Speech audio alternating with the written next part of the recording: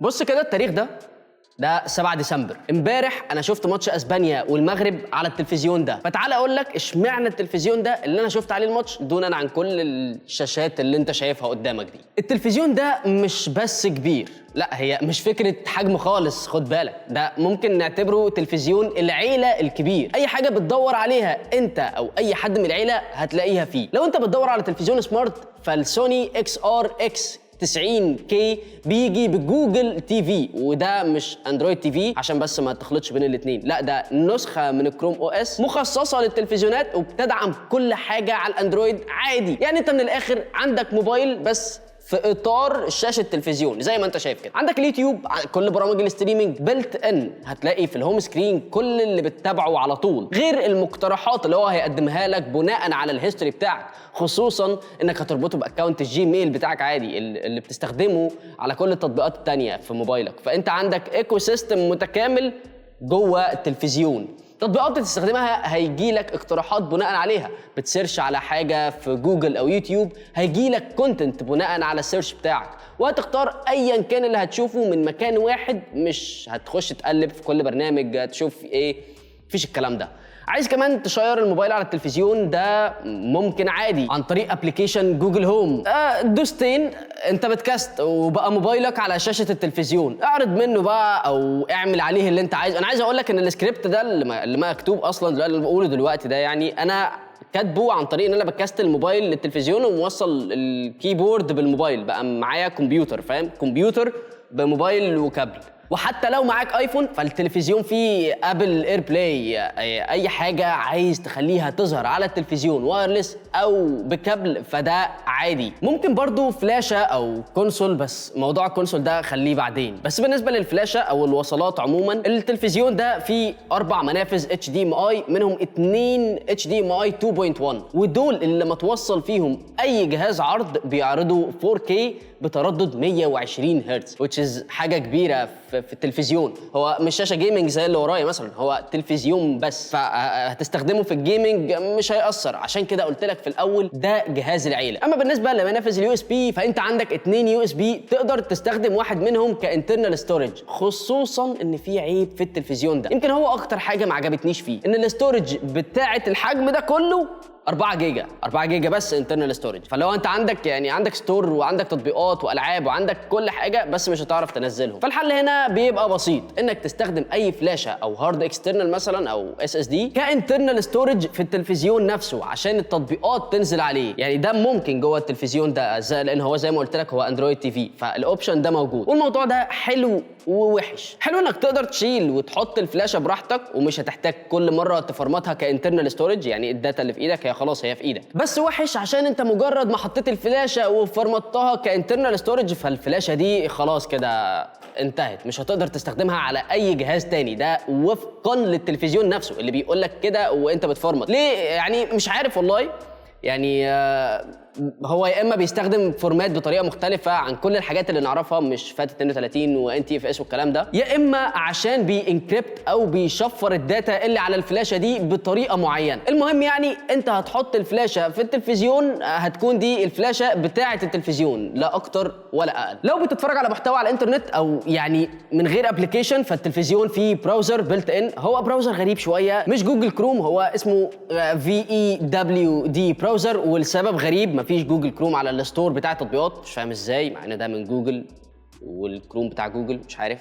بس جربت البراوزر اللي موجود، شغلت عليه نفسه يوتيوب فيديوهات، سرشت على مواقع، دخلت على موقع رابردوير، وكان بصراحه بيشتغل كويس، ما قابلتش اي مشاكل خالص يعني، او حسيت ان انا محتاج براوزر تاني عشان اعمل اي حاجه، عكس ما هو موجود في تلفزيونات تانية كتير بتبقى كويسه في كل حاجه الا البراوزر ده بيكون النقطه اللي ناقصه. اخوك الصغير قرفك مثلا وعايز يلعب على موبايلك، سهله، البلاي ستور بتاع جوجل تي في في اسفلت، ونزلها له على التلفزيون، وصل دراع بلاي ستيشن يا معلم وسيبه يلعب. والبلاي ستور ده بقى هيديك كميه تطبيقات يعني في الغالب هي اكبر من اللي موجوده في اي ستور تطبيقات بتاع نظام تاني، زائد انه هيديك دعم تحديثات اطول من جوجل، ودي يمكن اكتر نقطه بتميز الجوجل تي في عن اي اوبريتنج سيستم مع التاني على التلفزيونات التانيه انت بتاخد سنه سنتين بالكتير مثلا وخلاص السلام عليكم تعالوا نغير التلفزيون، لكن ده الموضوع مختلف بقى، انت هنا تبع جوجل واصلا هنا اندرويد تي في 10، فانت برضو يعني لا انت متقدم شويه عن التانيين، وفي نفس الوقت هتاخد دعم تحديثات مده لمده اطول. هتقدر برضو تتحكم في التلفزيون من الجوجل تي في اب على الموبايل،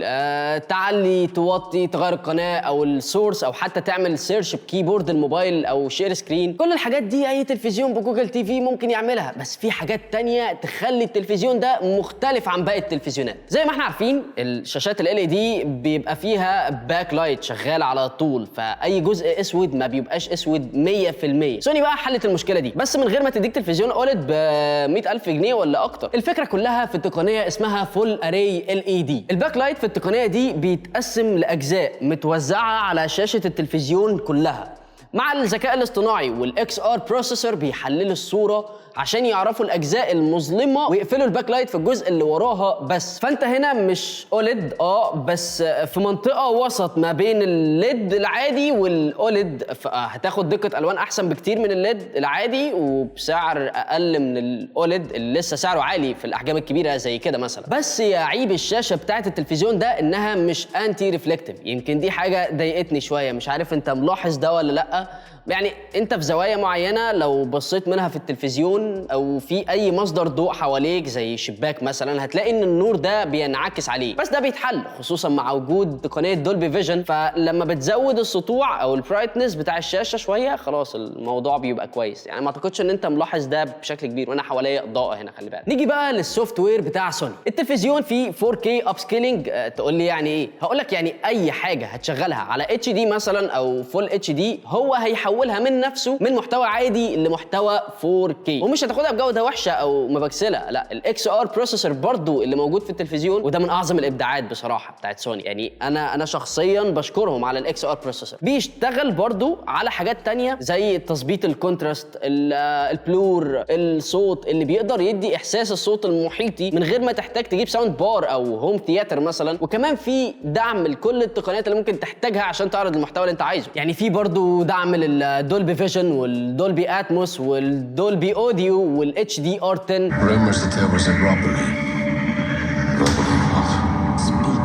I asked my men to steal me 4 bikes with petrol engines. They picked up the roof. وسيب بقى كل ده على جنب وهات لي البلاي ستيشن بتاعك وتعالى. التلفزيون طبعا بيدعم البلاي ستيشن لان ده تلفزيون من سوني والبلاي ستيشن بتاع سوني، فيعني مش محتاجه فقاقه. بس اول ما توصل البلاي ستيشن وليكن بلاي ستيشن 5 التلفزيون بيغير كل السيتنجز عشان يقدر يوصل لك انك تلعب على 4K 120 هرتز وبانبوت لاج 8 ثواني ونص، غير ان هو بيفعل لو ليتنسي مود اول ما توصل البلاي ستيشن عشان تقلل الريسبونس تايم. ولو انت ما عندكش بلاي ستيشن فانت ممكن عادي توصل الدول شوك 5 بالتلفزيون وتلعب على الالعاب اللي موجوده اوريدي على البلاي ستور. اما بقى الريموت واللي شايفه انه تاني اسوأ حاجه بعد الاستورج القليل، الريموت بيفتح التلفزيون واي جهاز متوصل بيه زي البلاي ستيشن او الريسيفر، وفي اختصارات ليوتيوب ونتفليكس ويوتيوب ميوزك وبرايم فيديو. مش عارف مين بيستخدم يوتيوب ميوزك بشكل كبير عشان يحط له اختصار في الريموت، مش فاهم بصراحه. وزرار لجوجل اسيستنت، زائد ان في مايكروفون طبعا عشان تدي فويس كومنتس او اوامر صوتيه من الريموت نفسه للتلفزيون. كل ده جميل ما قلتش حاجه، بس الريموت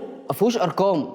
ممكن تحس ان انا من العصر الحجري اوكي، بس في الاخر ده التلفزيون، فالمفروض عشان اغير القناه مش هقعد ادوس يمين وشمال لما بعد ما ادوس على الزرار ده اللي هو يجيب لي الارقام هنا مثلا، واقعد بقى افضل اتنقل واتنطط من هنا لهنا علشان اكتب بس رقم قناه. ونفس الكلام ده في الابلكيشن بتاع جوجل تي في برضه ما فيهوش ارقام. ما تفهمش القصه دي ليه، بس يعني يمكن جوجل تي في حلها شويه بان انت تقدر تستخدم الكيبورد بتاعه الموبايل علشان تكتب جوه الابلكيشن، فساعتها تنقل بقى الداتا جوه التلفزيون. لكن في الوضع الحالي او الوضع العادي انت لازم تدوس على الزرار ده علشان تجي لك قائمه الارقام هنا وتقعد بقى تروح وتيجي. فده عيب بصراحه انا شايفه انه يعني ما كانش ليه لزوم. انت وخصوصا ان انت عندك مساحه والريموت شكله جامد وكل حاجه، بس انت عندك مساحه ممكن كنت تحط لي قائمه ارقام صغيره جدا وتشيل لي يوتيوب ميوزك. ليه اختصار ليوتيوب ميوزك؟ يعني انا مش فاهم والله العظيم. كمان في عيب تاني وشايفه انه قاتل في التلفزيون في الفئه دي، وهو ان ما فيهوش بورت للدش. يعني ما فيهوش بورت للطبق بتاع الدش بتاعك، لازم تستخدم ريسيفر منفصل. في بورتس كتير هتساعدك ان انت توصل اكتر من جهاز، بس في نفس الوقت ليه مفيش بلت ان ريسيفر جوه التلفزيون مثلا يغنيني بقى مثلا على الموضوع ده. بس هم بصراحه عملوا حركه حلوه يعني زي ما انت شايف كده القواعد بتاعه التلفزيون هي ليها مستويين. بالمناسبه القواعد بتاعه التلفزيون يعني هي الاول بس بالنسبه لتركيبها فهو جامد جدا، لان زي ما انت شايف كده هي بالكبس، فانت مش بتحتاج تفك مسامير ولا تعمل حاجه، بس ممكن تفك مسمار في حاله واحده بس ان انت تغير مستوى القعده. يعني زي ما انت شايف كده القعده بتقدر تغير مستواها عشان لو عايز تحط ريسيفر تحت التلفزيون، فهي فكره ظريفه، فكره لذيذه. قشطه تمام يا سوني، بس كان برضه تحط لنا انترنال ريسيفر جوه التلفزيون، ما كانش هيخسر معاك حاجه، خصوصا ان التلفزيون برضه يعني مش رخيص. هقول لك في اخر الحلقه سعره. اما اخر حاجتين هكلمك عليهم بقى هما البيكتشر مودز وسعر التلفزيون. بالنسبه للمودز فانت عندك المودز اللي موجوده في اي تلفزيون عادي اللي هي السينماتيك، السبورت، والجيم، والستاندرد. بس اول الكلام كده هما هنا مش زي اي تلفزيون تاني، هنا تتفرج على شاشه سوني، بص بنفسك، انا مش هوصف. غير بقى كل المودز دي عندك 2 مودز مهمين جدا، واحد بتفعله بنفسك لما تحتاجه وده الاي ماكس انهانسد مود. من الاخر لو رحت قبل كده سينما اي ماكس فانت عارف يعني ايه اي ماكس، فانت بتشوف اللي انت بتشوفه وهو اي ماكس. وتاني مود بقى وده جامد جدا النتفليكس انهانسد، وده بيتفعل تلقائيا اوتوماتيك، مجرد ما تشغل نتفليكس على التلفزيون الوضع بيختلف.